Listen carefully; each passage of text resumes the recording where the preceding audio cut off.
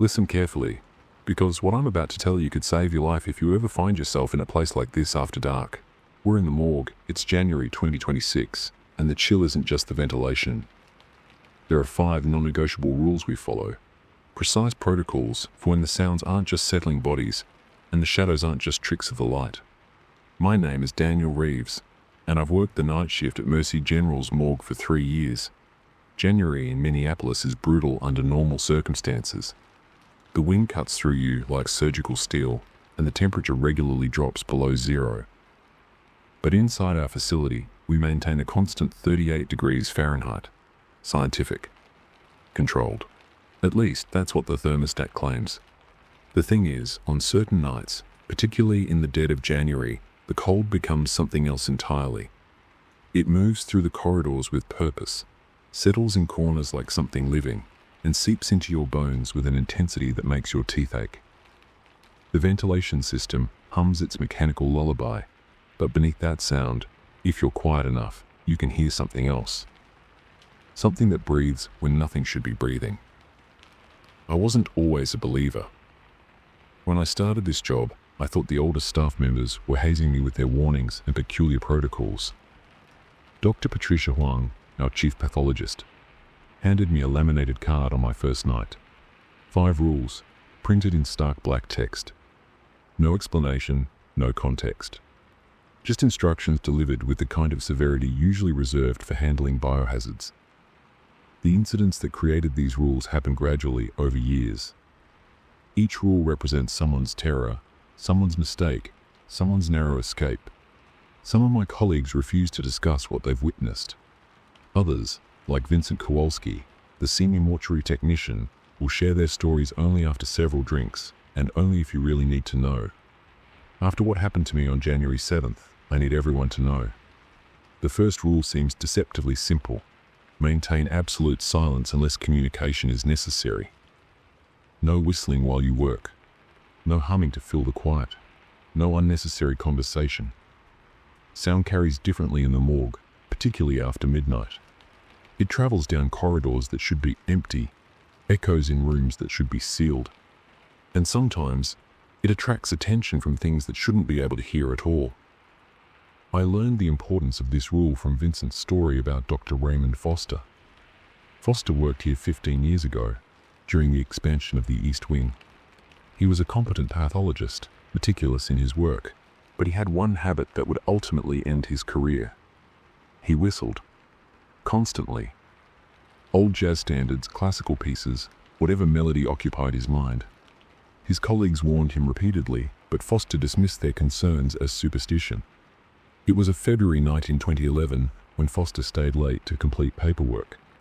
The facility was empty except for him and the security guard stationed at the front entrance. According to the incident report, Foster was whistling Coltrane's Blue Train when he heard something whistle back. Not an echo. A response. The melody continued exactly where he'd stopped, note perfect, emanating from somewhere in the cold storage area. Foster, to his credit, followed protocol at that point. He stopped whistling immediately and adopted what we call the listening posture. Standing perfectly still, controlling your breathing, becoming as quiet as the bodies surrounding you. In that silence, he could hear movement. Not footsteps exactly, but the sound of something displacing air, shifting weight, approaching with deliberate slowness. The security footage from that night shows Foster backing slowly toward the exit, his eyes fixed on something the camera couldn't capture. His mouth was open, not in a scream, but in an expression of absolute incomprehension. Whatever he saw in those moments broke something fundamental in his understanding of reality. He reached the door, sealed it behind him with shaking hands, and walked directly to his car. He never returned. The hospital received his resignation letter 2 days later, with no forwarding address and no explanation beyond 4 words. I heard it listening. The listening posture became official protocol after that night. When you hear something unusual, something that shouldn't be there, you stop everything. You make yourself small and quiet. You wait. Most importantly, you identify your exit route before the sound gets closer, because once it knows you're aware of it, once it understands you can hear it too, You need to move quickly and silently towards safety. I practice this protocol religiously now, but there was a night in my first month when I forgot.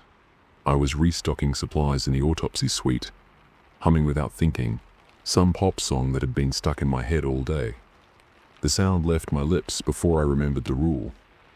In the sudden silence that followed my realization, I heard it. A wet, rhythmic sound like someone trying to hum through a throat full of fluid. It came from the cold storage area, specifically from drawer 17, which according to my log, had been empty for 3 days.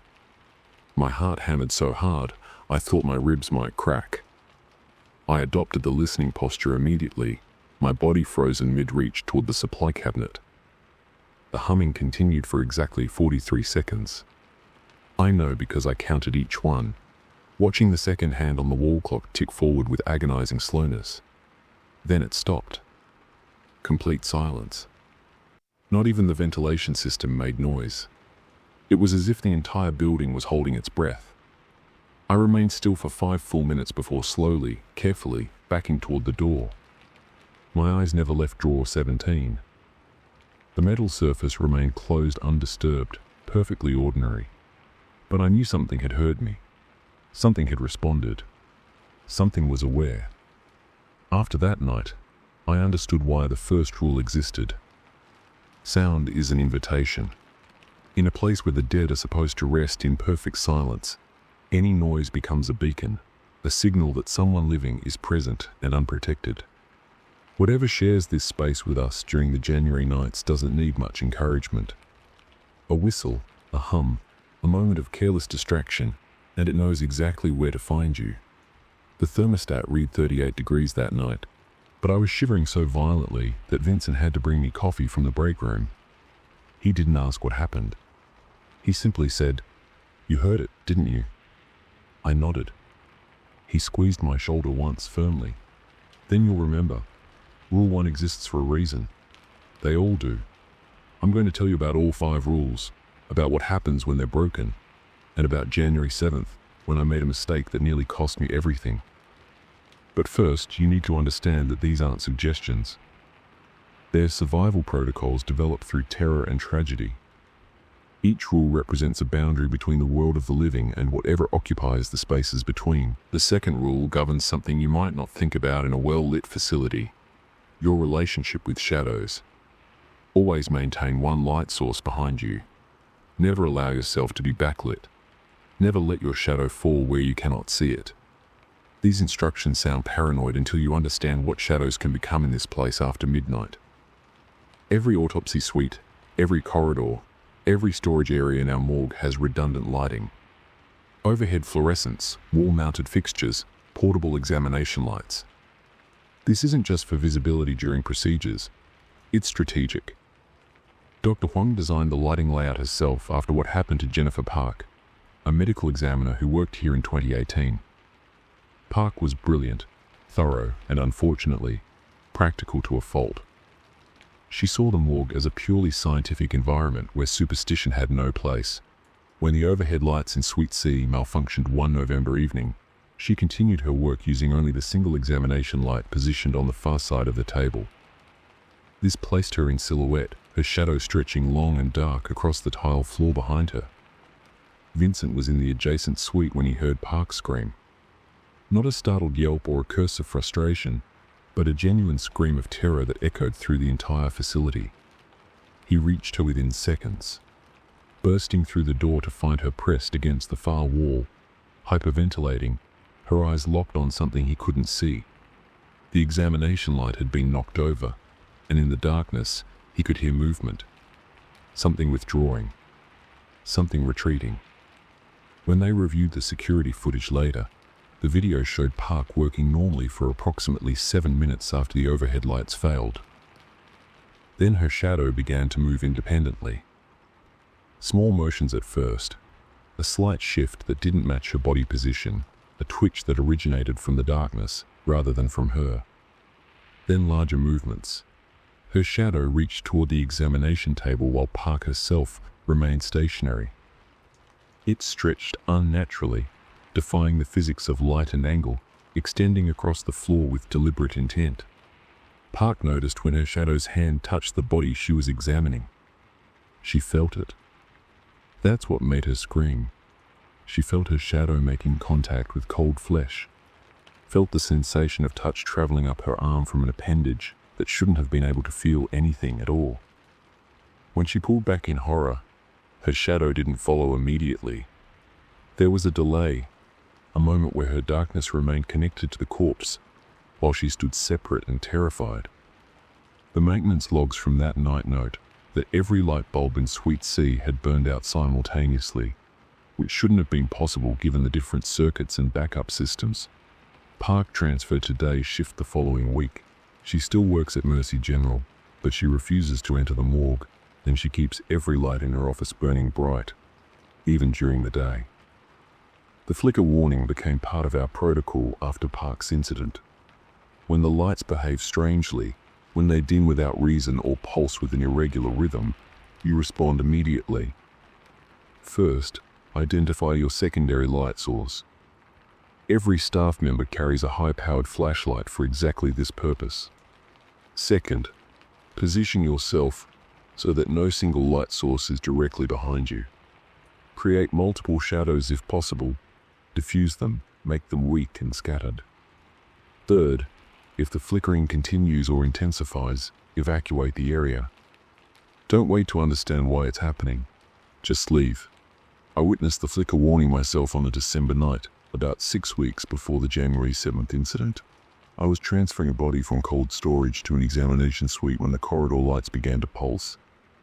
Not a random electrical problem, but a rhythmic dimming, like something was breathing against the power supply. The temperature dropped noticeably with each pulse, and my breath began to fog in sync with the flickering. I pulled out my flashlight immediately, positioning it to cast multiple shadows from different angles. The pulsing continued, but now I could see something in the moments of darkness between flickers. The shadows along the walls were moving incorrectly, flowing like liquid rather than shifting with the light. They seemed to pool in corners, gathering mass, before dispersing when the lights returned to full strength. My training kicked in automatically. I pushed the gurney forward quickly but smoothly, no running, no panic, just steady progress toward the exit. Behind me I heard a sound like fabric dragging across the tunnel. I didn't look back. Rule 2 is explicit about this. When shadows misbehave, never look directly at them. Observation seems to give them strength. Acknowledgement makes them bolder. The corridor felt longer than it should have been. Each pulse of darkness lasted slightly longer than the previous one, and in those extended moments of dimness, the dragging sound grew closer. My flashlight beam remained steady, but I noticed my own shadow on the wall ahead was beginning to distort. The head was wrong, elongated, with suggestions of angles that my skull definitely didn't possess. I reached the junction where the corridor met the main hallway, where multiple light sources created a crosshatch of illumination. The moment I stepped into that brighter space, the flickering stopped. The dragging sound ceased immediately. The temperature returned to its normal frigid baseline. When I looked back down the corridor, everything appeared perfectly ordinary. But on the floor, leading from where I'd been standing all the way back to the cold storage area, was a trail. Not footprints. Shadow prints. Dark marks on the tile that looked like someone had walked through ink, except the marks were coming toward me, not away. Vincent found me standing there, staring at those marks.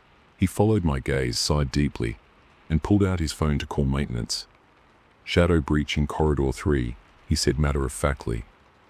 We'll need the UV treatment and the salt barriers reset. He turned to me. You did good. You didn't look back, didn't engage. That's exactly right.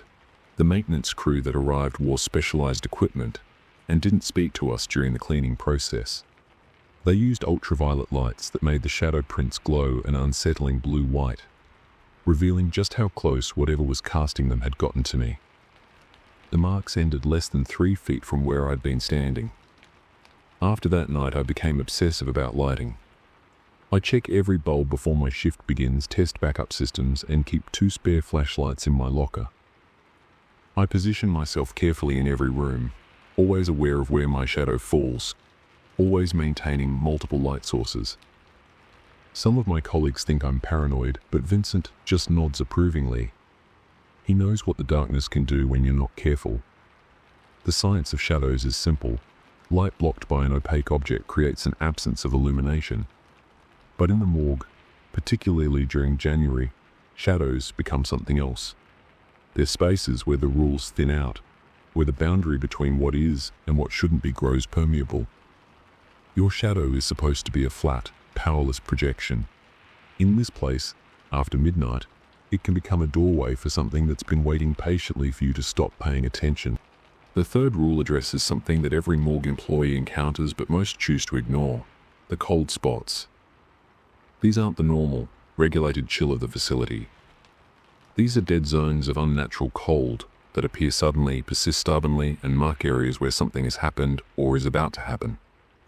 Temperature is supposed to be constant in our environment. The climate control system maintains 38 degrees Fahrenheit throughout the storage areas and 65 in the working spaces. We monitor this religiously because proper temperature preservation is essential for our work. But there are spots in the facility where thermodynamics seem to fail, where the cold becomes aggressive and specific, and where your body knows instinctively that you've stepped into something wrong. The breath test protocol was developed by Dr. Huang after analyzing years of incident reports. She noticed a pattern: every unusual occurrence, every unexplained event, every moment of genuine supernatural contact was preceded by a temperature anomaly. Not just a few degrees cooler, but a dramatic, localized drop that affected only a specific area, sometimes only a few square feet. The test itself is simple. If you enter a space and your breath suddenly becomes visible when it wasn't before, you perform the breath test. Exhale slowly and watch how the vapor behaves. Normal condensation dissipates upward, dispersed by air currents and heat. But in a genuine cold spot, your breath hangs in the air, sometimes forming shapes that shouldn't be possible, sometimes moving against the airflow, sometimes disappearing too quickly, as if something is inhaling it. When this happens, the protocol is absolute. Exit immediately. Don't investigate. Don't try to understand. Don't question why this particular spot is 20 or 30 degrees colder than the surrounding area. Just leave. Mark the location if possible. Report it to your supervisor, and let the specialized team handle it. Thomas Miller didn't follow this protocol, and his experience became the cautionary tale we all learned during orientation. Miller was a senior technician, confident in his understanding of the facility, skeptical of what he called ghost stories and paranoia. He'd worked at Mercy General for 12 years and prided himself on his rationality and scientific approach. It was a January night in 2022 when Miller encountered a cold spot in the West Storage area. According to his own account, given later from his hospital bed, he entered the room to retrieve a file and immediately noticed his breath fogging. The thermostat read 38 degrees, exactly as it should, but the cold was intense enough to make his eyes water. Miller, true to his skeptical nature, decided to investigate rather than evacuate. He walked directly into the center of the cold zone, trying to locate the source of the temperature drop. He checked vents, examined the walls for cracks, looked for any logical explanation. What he found instead was that the cold wasn't coming from any physical source. It was pooling, concentrating, taking up space like an invisible presence. His breath didn't just condense in that zone. It crystallized. Small ice particles formed in the air before him, hanging suspended, and then, according to Miller, they began to move. Not randomly, but with purpose, arranging themselves into patterns. Letters. Words. A message forming in frozen vapor right before his eyes. Miller made the mistake of reading that message. He won't tell anyone what it said. He refuses, even now, years later. But whatever words appeared in that frozen air affected him profoundly. He stood in that cold spot for nearly 10 minutes, reading and rereading the message, his core temperature dropping dangerously low, frost forming on his clothing and exposed skin. Vincent found him when Miller failed to respond to radio calls. He was standing perfectly still in the center of the storage area, his lips blue, his skin pale, his eyes unfocused. The cold spot was so intense that Vincent could see it, a visible distortion in the air like heat waves in reverse. And at its center was Miller, rapidly progressing toward hypothermia despite being indoors in a climate-controlled environment. Vincent followed protocol. He didn't enter the cold zone. Instead, he threw a wool blanket toward Miller and shouted for him to walk out. Miller didn't respond, Vincent tried again, his commands growing more urgent. Finally, Miller bleeped, seemed to wake from wherever his mind had gone, and stumbled forward. The moment he crossed out of that cold spot, he collapsed. A hospital recorded his core temperature at 92 degrees Fahrenheit, dangerously hypothermic. He had frostbite on his fingers and ears. His blood work showed anomalies that the doctors couldn't explain, unusual crystallization in his plasma that shouldn't have been possible at normal human body temperature.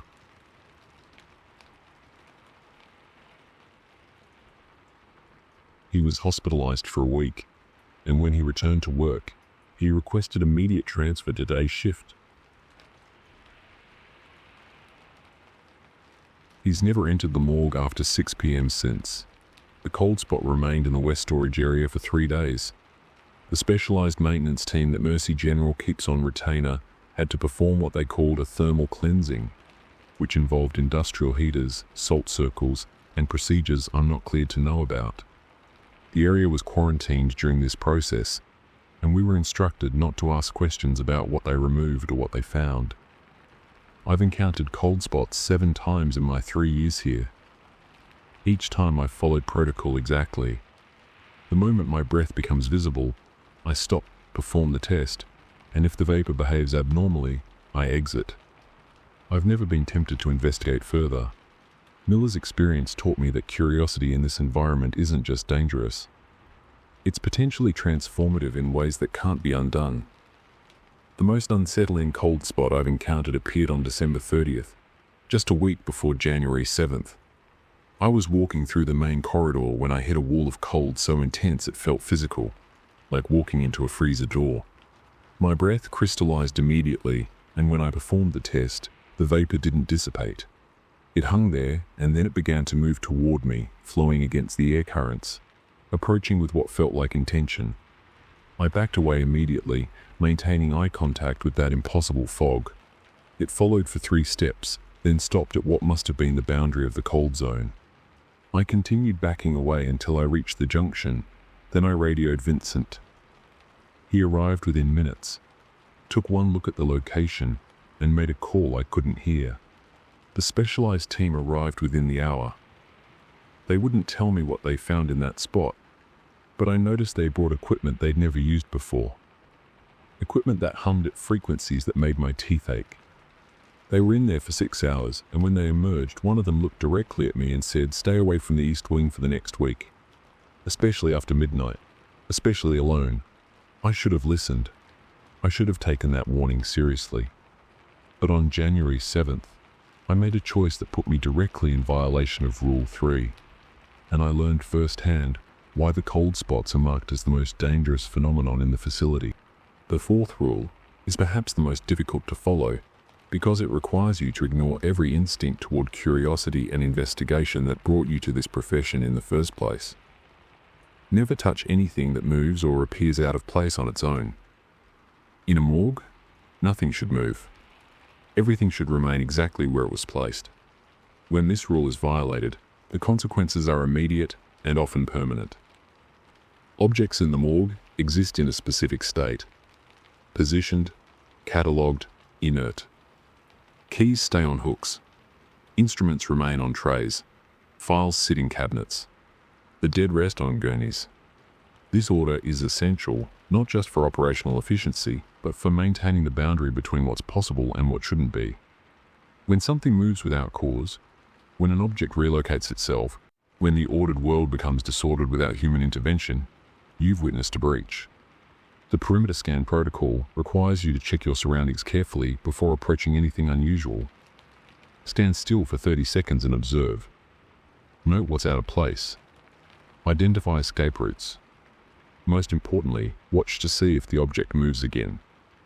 Objects that have relocated once will often move again, especially when someone gets close enough to touch them. The floating key incident occurred in 2019 and remains the most documented violation of Rule 4. A set of storage locker keys, which had been hanging on their designated hook when the night shift began, was found floating at eye level in the center of the corridor at 2:47 a.m. Security footage shows the keys weren't suspended by any visible means. They simply hung in midair, slowly rotating, the metal catching the fluorescent light. Lawrence Benedict, a relatively new technician, approached the keys. He later testified that he thought they were hanging on fishing line, some kind of prank by the older staff members. He reached out to grab them. The moment his fingers made contact with the metal, every door in the corridor slammed shut simultaneously. Not just closed, but slammed with enough force to crack the frames. Lawrence was sealed in that corridor for 40 minutes, while maintenance worked to open the electronically locked doors that shouldn't have been able to lock at all. But the real horror was what happened to the keys themselves. When Lawrence touched them, they didn't fall. They moved. They wrapped around his fingers like living things, the metal bending impossibly, conforming to his hand, growing warm, then hot, then burning. He has scars on his palm and fingers that look like frostbite and burns simultaneously, a contradiction of tissue damage that medical professionals can't explain. The keys themselves disappeared.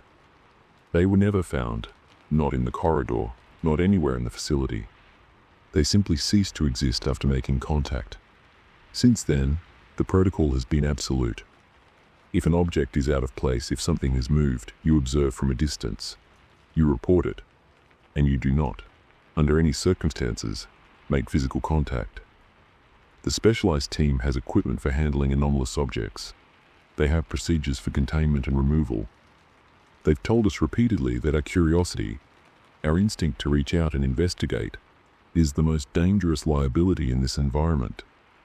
I've witnessed 3 objects behaving impossibly during my time here. A clipboard that slid across a desk despite being on a level surface with no air current. A scalpel that rotated on the tray, completing full circles while every other instrument remained perfectly still. And most disturbingly, a filing cabinet drawer that opened on its own, revealing files that shouldn't have existed. Documents dated years in the future with names of people who hadn't died yet. Each time I followed protocol. I watched from a safe distance. I called Vincent. I waited for the specialized team. I never touched anything. But on January 7th, in the chaos of what was happening when I was running and desperate and terrified, I forgot Rule 4. I forgot that reaching out in this place can connect you to things that have been waiting for exactly that kind of contact. The 5th rule supersedes all others. It's the emergency protocol, the final fail-safe when everything else has failed. There is one situation that justifies immediate evacuation, one sign that indicates you're in genuine life-threatening danger. When you see your own body. This seems impossible, paradoxical, but it's happened 4 times in the facility's history. Staff members have turned a corner and found themselves their exact physical form standing or sitting or lying somewhere they shouldn't be. Not a doppelganger, not a trick of mirrors or light, but a perfect replica, often injured or dead, often positioned in a way that suggests this is your future, this is what's about to happen to you. When this occurs, Rule 5 is explicit and absolute. Run. Immediately. Do not stop to understand. Do not look back. Do not attempt to interact with what you've seen. Get to the main entrance, cross the threshold into the outside world, and do not return for at least 24 hours. Looking back, even once, creates a connection that makes the vision real, that pulls you toward the fate you've just witnessed. The no glance back rule is reinforced in every training session, emphasized in every safety briefing. We're told stories about the one person who looked back, who couldn't resist turning to see if the vision was following them. Janet Torres, 2016, a medical examiner with 15 years of experience. She saw herself on a gurney in the cold storage area, her body displaying signs of extreme hypothermia, her eyes open and staring at nothing. She ran, following protocol, but at the exit she looked back. The security footage shows her stopping at the threshold, turning her head, and then freezing completely. She stood there for 7 hours, unmoving, unresponsive, while colleagues tried desperately to help her.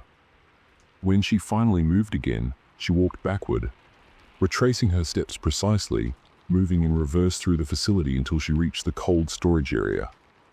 She opened a drawer, the same one where she'd seen her own body, and climbed inside.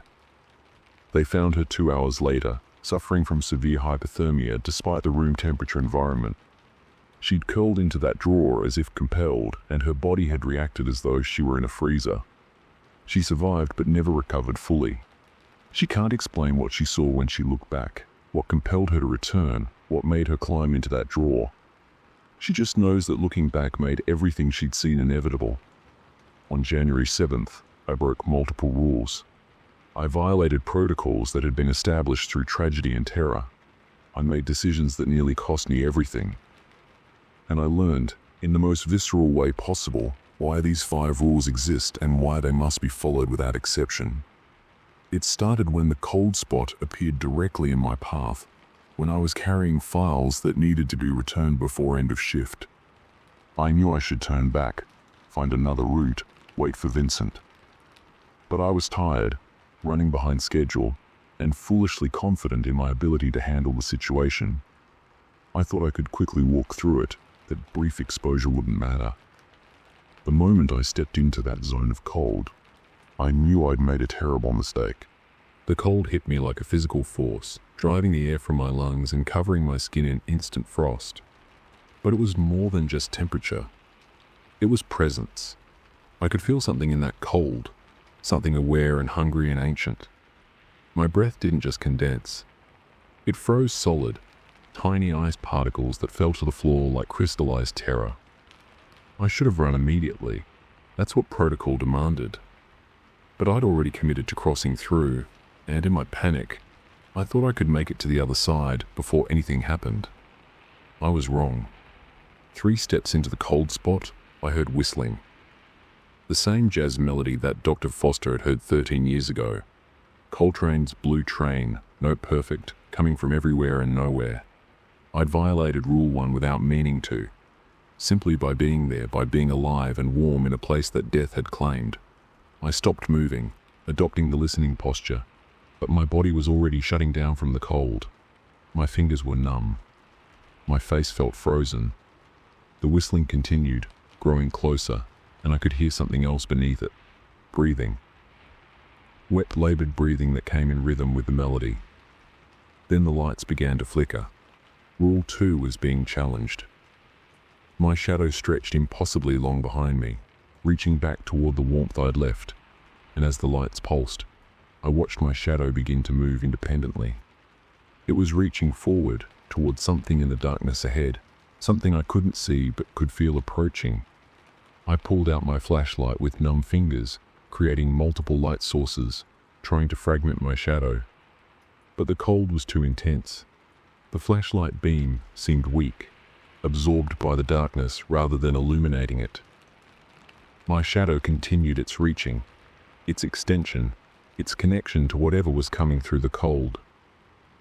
In the moments of darkness between light pulses, I saw it.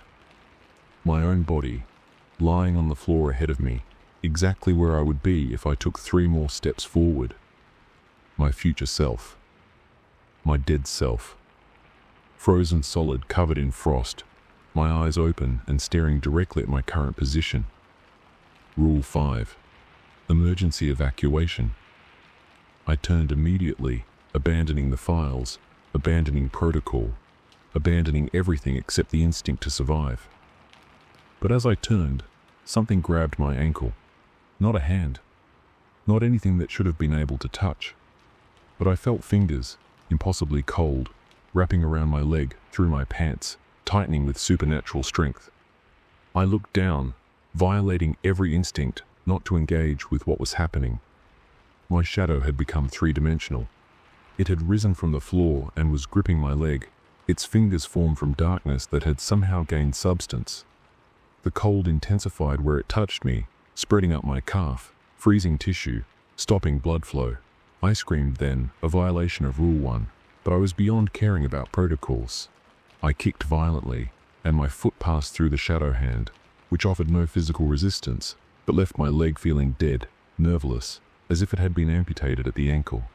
I fell forward, catching myself on numb hands, the file scattering across the frozen floor. That's when I made my final violation. As I fell, my hand landed on one of the files, and the file moved. It slid across the floor under my palm, propelled by nothing I could see, heading toward the darkness where my dead body lay. I should have let it go. Rule 4 was explicit, but I grabbed it, instinct overriding training, and the moment my fingers closed around the folder, I felt connection. Every death that had occurred in this facility, every body that had rested in our care, every moment of transition from life to nothing. I felt all of it simultaneously, a cascade of ending, a tsunami of cessation. The cold wasn't just temperature. It was the absence of life, concentrated and directed, the final state of all things channeled into this single moment. I was dying. I could feel my heart slowing, my blood thickening, my consciousness fragmenting. The shadow had both my legs now, was climbing my body, wrapping me in darkness that pulled me toward the floor, toward the position where I'd seen my corpse lying. I was going to become that vision. Looking back had sealed my fate. But then I heard Vincent's voice. He was shouting my name from somewhere outside the cold zone, his voice distorted by distance and temperature and supernatural interference. "Daniel, don't look back. Just run toward my voice." Now, I didn't think. I released the file and pushed myself forward, dragging my dead legs, my body barely responding. The shadow tightened its grip, and I felt something fundamental begin to tear inside me, some connection between life and flesh that was being severed. But I kept moving, crawling, forcing myself forward with my arms alone. The cold zone had expanded. The boundary I'd crossed was now 20 feet behind me instead of 3 feet ahead. The space had warped, stretched, was trying to keep me contained. But Vincent's voice was constant, a lifeline, a beacon of warmth and life and the world that still existed outside this frozen hell. I reached the edge. I felt the temperature shift, felt the boundary between supernatural and normal. But the shadow still had me, was pulling me back, and I could see it now in the better light. My own shadow, but wrong, with too many angles, with a face that looked like mine, but couldn't be mine because nothing living could look that hungry. Vincent grabbed my arms and pulled. The shadow resisted. For a terrible moment, I was caught between two forces, between the living and the dead, between what I was and what I was about to become. Then something snapped. Not physically. Something essential. The connection severed. The shadow released me so suddenly that Vincent and I fell backward into the warm corridor. I scrambled to my feet, ignoring the screaming pain in my legs, and ran. Vincent ran beside me, matching my pace, guiding me toward the exit.